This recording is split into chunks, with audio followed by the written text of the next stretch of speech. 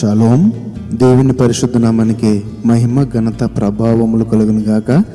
మన ప్రభువును రక్షకుడైన యేసుక్రీస్తు యెహోషువ మెస్సీ నామములో ఆత్మీయులైన మీ అందరికీ నా హృదయపూర్వక వందనాలు, ఉదయకాలపు శుభాలు తెలియజేస్తున్నాను.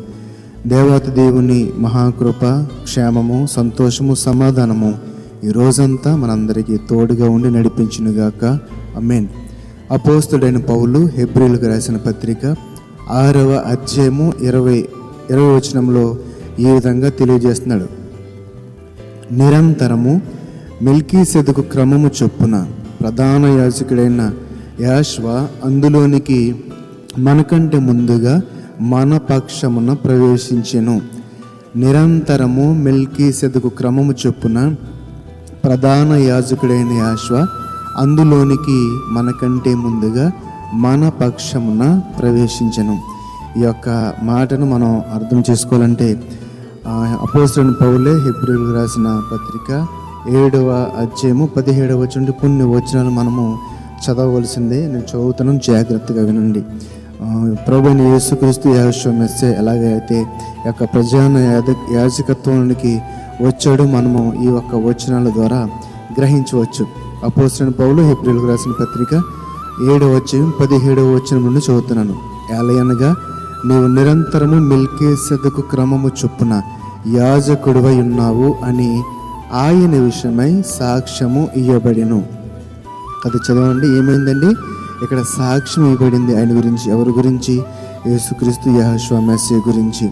ఎందుకంటే ధర్మశాస్త్రం దేనికి సంపూర్ణ సిద్ధి కలుగు చేయలేదు కనుక ముందు ఇవ్వబడిన ఆజ్ఞ బలహీనమైనందునను నిష్ప్రయోజనమైనందునను అది నివారణ చేయబడి ఉన్నది. అంతకంటే శ్రేష్టమైన నిరీక్షణ దాని వెంట ప్రవేశపెట్టబడెను. దీని ద్వారా దేవుని యొద్దకు మనము చేరుచున్నాము. మరియు ప్రమాణం లేకుండా యాష్వ యాజకుడు కాలేదు కనుక ఆయన మరి శ్రేష్టమైన నిబంధనకు పూటగా పోయెను. వారైతే ప్రమాణము లేకుండా యాజకులగుదురు. కానీ ఈయన అనగా యెహోషువ మెస్సీయ నిరంతరము యాజకుడు అయి ఉన్నావని ప్రభు ప్రమాణం చేశాను. ఆయన పశ్చాత్తాపడు. ఎవరండి? ప్రభు అయిన యేసుక్రీస్తు యెహోషువ నిరంతరము యాజకుడై ఉన్నాడని ఎవరు ప్రమాణం చేశారు? తండ్రి అయిన దేవుడు ప్రమాణం చేశాడంటండి. కాబట్టి ఈ యొక్క మాటలను మర్మము గ్రహిస్తే కనుక మనము ధర్మశాస్త్రము బలహీనత గల మనుషులను యాజకులనుగా నియమించును. కానీ ధర్మశాస్త్రములకు తర్వాత వచ్చిన యొక్క ప్రమాణపూర్వకమైన వాక్యము నిరంతరమును సంపూర్ణ సిద్ధి పొందిన కుమారుని నియమించును. కనుక ఈయన ఆ ప్రధాన యాజకుల వలె మొదట తన సొంత పాపముల కొరకు, తరువాత ప్రజల పాపముల కొరకును దినదినము బలులను అర్పింపవలసిన అవసరం కలవాడు కాడు. తన్ను తాను అర్పించుకున్నప్పుడు ఒక్కసారి ఈ పని చేసి ముగించాడు. అందును బట్టి ఈయనను గురించి అనగా యాష్వ గురించి, యెహోషువ మెస్సీ గురించి చెప్పబడిన ఏంటంటే ఎవరు చేశారని ప్రమాణము? తండ్రిని దేవుడు చేశాడు. ఏమని?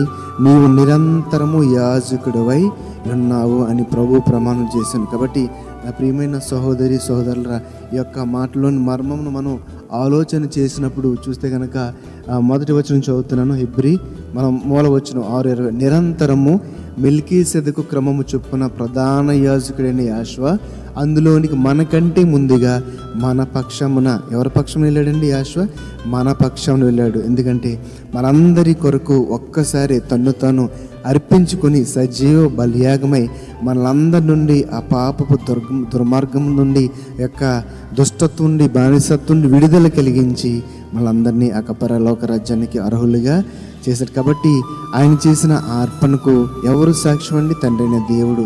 ఆయనే చెప్తున్నాడు, నీవు నిరంతరము ప్రధాన యాజకుడివై ఉన్నావు. ధర్మశాస్త్రం అంట మనుషులను ఏం చేసిందండి? అంత బలహీనమైన యాజకులుగా చేస్తే తర్వాత వచ్చిన యొక్క వాక్యము ప్రభువైన యేసుక్రీస్తు యెహోషువ మెస్సీయను నిరంతర యాజకుడిగా మార్చింది. కాబట్టి ఆయనను ధరించుకున్న మనము ఆయన ప్రేమ చొప్పున ఆ యొక్క నిరీక్షణ విశ్వాసము కలిగి ఆయనను పోలి నడుచుకుంటే కనుక మనమందరము తండ్రి యొక్క రాజ్యంలో నిత్య వారసులమై ఉంటామని ఈ వాక్యం ద్వారా మీతో మాట్లాడుతున్నాం. కాబట్టి మనమందరం కూడా మనకంటే ముందుగా ఆయన ప్రవేశించి మన కొరకు అక్కడ స్థానమును సిద్ధం చేస్తున్నాడు. కాబట్టి దానిలో ప్రవేశించాలంటే మనం చేయవలసిన పని ఏంటంటే ఆయన యొక్క నిత్యత్వాన్ని ధరించుకోవాలి, నిత్య జీవమును ధరించుకోవాలి. చీకటిని విడిచిపెట్టి జీవంలోనికి, జీవపు వెలుగులోనికి ప్రవేశించి మన హృదయములను పరిశుద్ధపరుచుకొని పవిత్రపరుచుకొని దేవుని కొరకే బ్రతుకుదాం. దేవుని యొక్క మహిమను పొందుకుందాం. అటువంటి కృప తండ్రి దేవుడు మనందరికీ దయచేయునుగాక. ఆమేన్. పరిశుద్ధుల మహోన్నతుల మమ్మల్ని కన్న తండ్రి, ఈ పరిశుద్ధమైన ఘనమైన నామమునకు వందనాలు, స్తుతులు, స్తోత్రాలు. నాయనా, మాకంటే ముందుగా మీరు ప్రవేశించిన మెల్కీసెదెకు క్రమము చొప్పున ప్రధాన యాజకుడుగా మీరు ఉన్నారని తండ్రి దేవుడు ఇచ్చిన సాక్ష్యాన్ని బట్టి మేము తండ్రి నిన్ను స్తుతిస్తూ ఆరాధిస్తున్నాం. ప్రభా, మా కొరకు మీరు సిద్ధం చేసిన పరలోక రోజుల స్థలాన్ని బట్టి నీకు వందనాలు నాయనా. నీకు విధేయులుగా జీవిస్తూ నీ మాటకు నైనా లోబడి తండ్రి ప్రభా, నీ యొక్క కృపను, నీ యొక్క ప్రేమను, దయను పొంది కృపను దయచేయమని విన్న వాక్యం ద్వారా నీ బిడ్డలను దీవించి ఆశీర్వదించి ఆత్మలో బలపరచమని నజరేయుని యేసు మెస్సీ నామములో ప్రార్థన అడిగి వేడుకొనుచున్నాము తండ్రి. ఆమేన్. షలోం. అందరికీ వందనాలు.